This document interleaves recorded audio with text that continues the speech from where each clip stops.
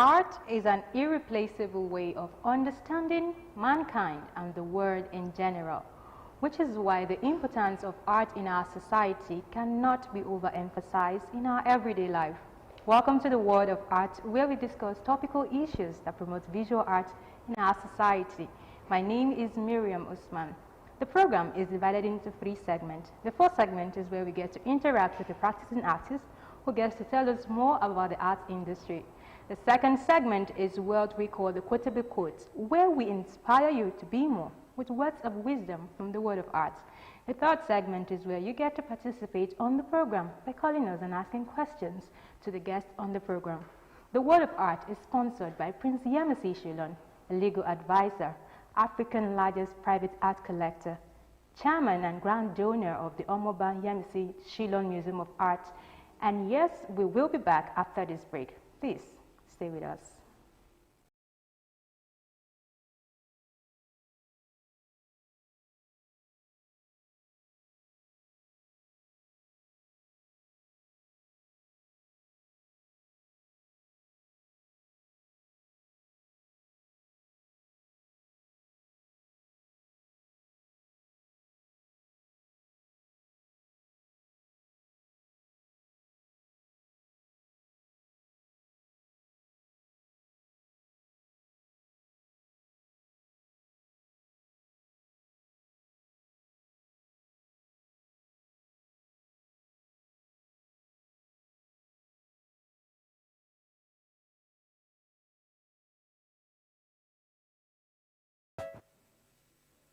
Welcome back. If you're just tuning in, it is World of Art on OGTV, where we discuss topical issues that promotes and topics that promotes arts, visual arts in our society.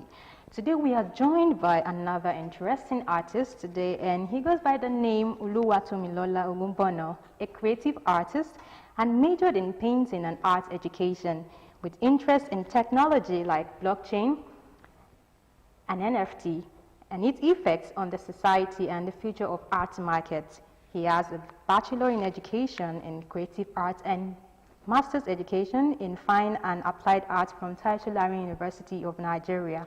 He was the former PRO of Ogun State SNA, a pioneer of arts in medicine projects in 2018, and a member of Kuta Arts Foundation. He sees art as a tool and he uses it to tell stories and also develop creativity of his students.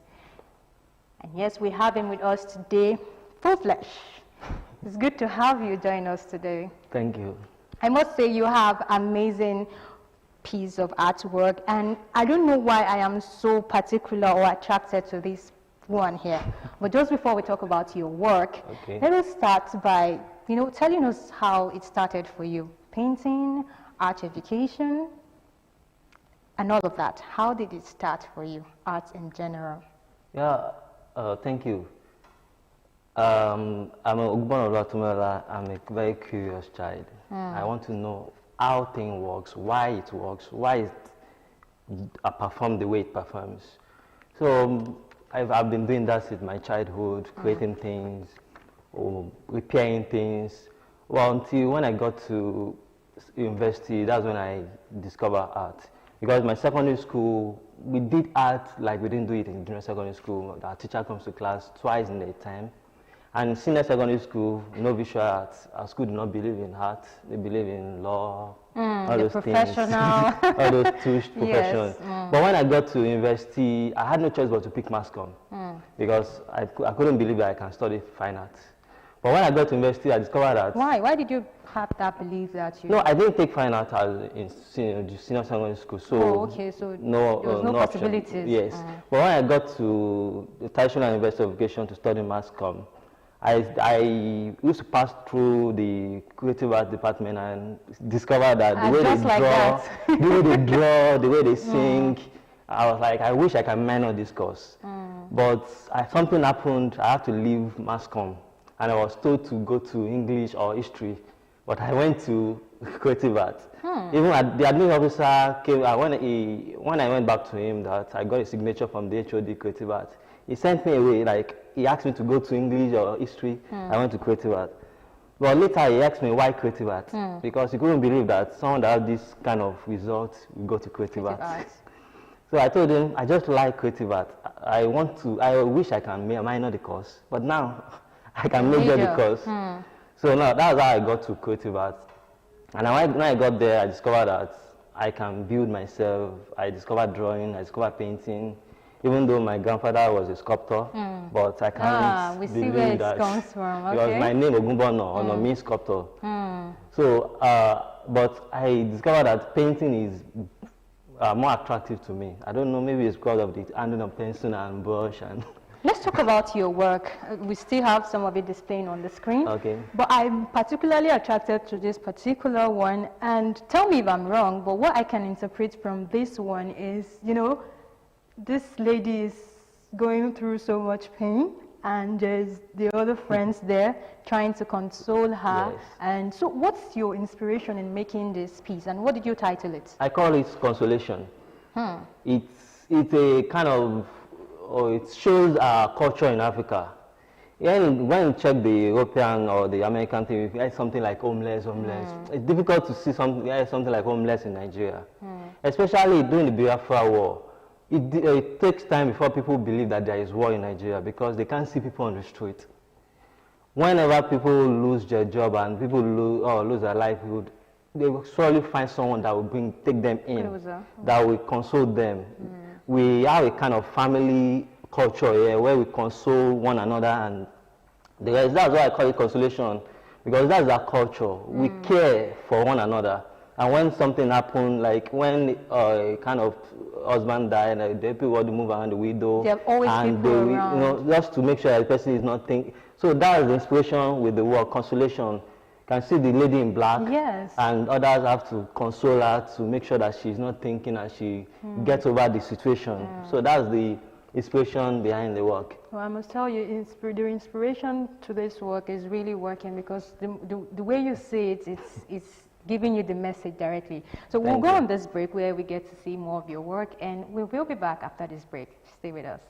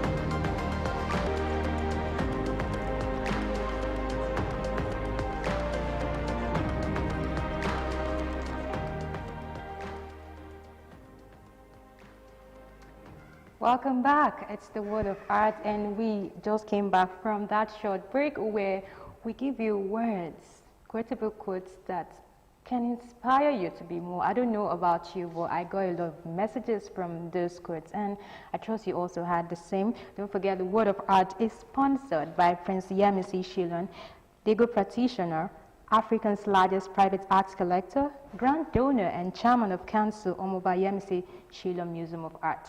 And today we are taking a close look at painting art education, and of course art and technology, as we're still having Tomilola with us today. So before we went on that break, you were telling us about the constellation piece, and I'm a huge fan of constellation. I'm sure our viewers also enjoyed that piece. Now let's talk about another of your piece we have here. This one looks mysterious. Yeah, this one, I use symbols here to tell my story. I can see drum, I can see the Bata drums and the Abeokuta calf represents one place, Oyo town. So it's talking about the beauty of Oyo town, the beauty of the culture of Yoruba. You know, Oyo town, Oyo represents Yoruba. So you can call them the father of Yoruba. Yes, so the Yoruba when I use it to tell the story of Yoruba, the beauty of our music, the beauty of our dress, and you know, the way, if we see it, we know that this is beautiful. This is, yes. So this shows how beautiful our works are, our culture is, and we need to keep documenting our culture, keep knowing more about our culture. So that's the reason why I made this work. Yes, and still talking about this work, I mean, what came out so beautiful because of the paintings you use in it again. So the power of painting in your work, can you give us more explanation to it? The approach to the painting? Yes. This one I use impasto, I use acrylic paint. So we have two types of this kind of paint, oil paint and acrylic. That one is oil. Okay. Oil takes time before it dries. And acrylic, it dries almost immediately. And I use impasto, I use my palette knife. This impasto, you can see that this has a rough surface. But when you use your palette knife to paint, it gives you rough surface. This kind of impasto paint and a kind of impression too. You know, impressionism of the Van Goghs and the rest. So that is what I did with this work. Well, this is another beautiful creation, I must say, and you did this in 2017? Yes. That's good. So let me quickly remind our viewers that you can join in on the conversation. The phone line is open. You can also check us on Facebook, Instagram. You can check us on Twitter and even YouTube to join in on the conversation. Now, before we go ahead, your profile says you're an art instructor or an art educator. Yes. Tell us about teaching art. What level do you teach in art? Is it the primary stage, the higher stage, you know? Yeah, I teach primary school, secondary school, and I take workshops. My goal is to deliver the knowledge to the people. If we notice the situation we are in Nigeria now, we have kind of major problem is unemployment. And I trace the problem to our secondary school. Like what happened to me, it happened to a lot of people too. We did not take art in secondary school. And if we did not take art, we can't develop creativity. Art was introduced to our secondary school to develop creativity. And because we did not develop this creativity, we have a lot of entrepreneurs out there who are not creative. There is a slang out there who say that this is what I ordered, this is what was delivered. Yes, yes. Because the person that produced what was delivered is not creative enough. Like the person who produced what you ordered. So that's why I chose to do a lot of workshops to teach people how to develop their creativity. And if you look at my thing that I said that everybody can draw. Yes, you said that. Everybody can draw. If you can write, you can draw. You can learn drawing. Because if you look at our young age, when we were young, like before we were forced to start reading and learning, everybody can scribble, everybody can do something. But the moment we were stopped to draw, to concentrate on reading, everybody abandoned the drawing. And if you think that you don't know how to draw, and if you pick a pencil and draw now, you notice that drawing looks like where you stopped in that young age. Yes. So if you can improve on it, can learn it, you will discover that learn. And that's what I do. I train people more to learn how to draw. And if you know how to draw, you can create a lot of things. Before you create an object, you need to first of all produce a wireframe, then the prototype. How do we do that if you don't know how to draw? We use drawing to document the idea in our head. If you have the idea in your head, it doesn't have a word for it. You need to know how to draw it, to put it down. And that's what I do most. I organize workshops to teach people how to draw. And even my primary schools and secondary school, I make sure that I go beyond the curriculum to teach them, to make sure that they acquire the skills. So talking about teaching, trying to pass a message Yes. across so people would not suffer what you've suffered in the past. Yes. Would you say you've succeeded with that, or you're succeeding, or there are certain things that, challenges you've been facing while making this to work? It's difficult because, one, a lot of parents still do not believe in drawing. A lot of parents still believe in this. You have to be a doctor, you have to be a lawyer, you have to be this and that before you... A lot of parents do not know that the major problem we are having is because we did not develop this creativity of our students, because that's why it's difficult to convince parents to enroll their children to learn how to draw. And apart from that, even the schools owners, I've had problems with school owners before because they believe more in exams, training their children towards exam and not towards acquisition of skills. So that's another problem we are having in teaching the children how to do. Another thing, drawing creative art in secondary school, we have 4 periods, 40 minutes in a week. And even creative art, we have to teach music, theater. So there's not enough time? There's not enough time. So that's another problem. So we are not there yet. In fact, we have not started. I believe everything is a process, and gradually we will get there. Now let's talk about another branch of it, because while we're reading your profile, it just looks like you are a 3-in-1 person. you're in painting, you're an art educator, and now you're also an artist that major in the technology aspect. Let's talk about the blockchain, NFTs, and art. And a lot of artists don't really know how these things work. So how is it like? To talk about NFT, we need to go to the roots, the foundation, which is the Web3. Before we talk about Web3, we need to know what is, that means there is Web3, that means there is Web2 and Web1. What does it mean? Web1 is the introduction of internet. When internet was introduced in those 1991 and 92, only companies can put their information on internet. People can just go there and see. Then Web2 came with Google, Facebook, and Instagram and the rest, whereby other people who are not programmers can put details, can edit internet, can put their details there, can put materials there. And if you look at that effect on art market, before Web2, as an artist, you can only sell your works through the gatekeepers. The gatekeepers are the gallery owners, those that know the collectors. If you don't know the gatekeepers, you can't sell your work. But with Web2 now, with Instagram, Facebook, you can post your work and collectors will see you and come to you directly. So Web2 remove that barrier of the gatekeepers. So Web3, which brought about the NFTs, even gave the artists, creators more power. Before Web3, the advantage of Web3 is that when I sell a work, when I sell my work now, I can't trace it. I don't know where the buyer took my work to, and even my buyer sell my work. Even if we have agreement that every time you sell my work, I'll get 10% cashback. But if he sells my work, I may not know that he has sold the work. But with NFT now, when I'm setting my NFT profile, I can say that anytime this work is sold, I must get 2% or 5% of the amount that the person received for the sales of the work. And that's one advantage of NFT or Web3. Artists can now get their money back even after the works are being sold. On NFT. So another thing is that we can trace those that have interacted with the work. Like now, if I sell my work to one person, the person sold it to another person, but we can't trace it with the normal way of doing things now. But with NFT, we can trace those that have bought the work with NFT, and that's another thing. So that's one of the advantages of NFT. All right, let me quickly drop this. We have a message from Andrew from Nokoja. How can I become an artist if it's by talent or interest? It's by interest. It's by interest, because if you have interest, that means you follow the rules. You follow the training. You train yourself. Though, even if you have interest, if you don't have the right teacher, you may not discover, you will not build it. But if you have the right teacher and you have interest, you will practice every day. When I got to creative art class, my drawing was very bad, very bad. But I had to draw every morning, 5 o'clock, even before prayer. I pick my pencil, I draw.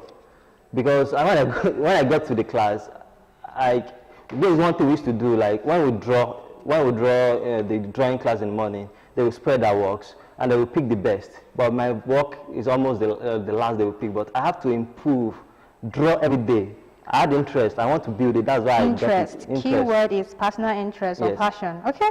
We also have another message from BC. BC is sending this from Lagos. What is your mode of communication as a painter? Do you use colors or something? I use symbols, icons, stories to pass my message. Like we see this work now, we see that the bata and the cap represent Oyo Town. That's why I'm talking about Oyo Town. If you see this one now, you see that the people, the way I place it shows that yes, that is consolation. You can see. And if you look at this fella's work, the fella and this left hand, if you see my work, you get the message. You may not get the full message, but you have an idea of the message. So that's how I pass my message. All right, time is not by our side.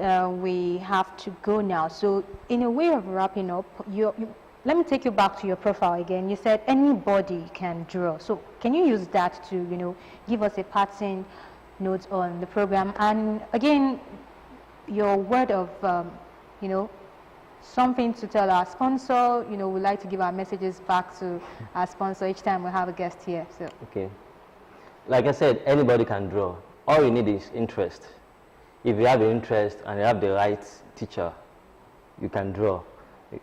So that's, and I will appreciate the sponsor of this program because this is an opportunity for us to showcase our skills, to let people know more about this industry and I believe a lot of people will come in now by interacting with the artist. Thank you. Okay, we have to wrap up now because time is not by us. So I trust you've had an amazing time with Tomilola. I did, and I want to say a big thank you. We enjoyed every piece of your work, your enlightenment. I'm still a huge fan of Consolation, by the way. And with that, we've come to the end of Word of Art this week on OGTV. Trust you have an amazing time. We want to say that OGTV Word of Art will be back next week. And yes, this program is sponsored by Prince Yemisi Shilon, legal practitioner, Africa's largest private art collector, grand donor and chairman of council, Omoba Yemisi Shilon Museum of Art. Until I see you next week, where I come your way, stay good and be blessed. Bye for now.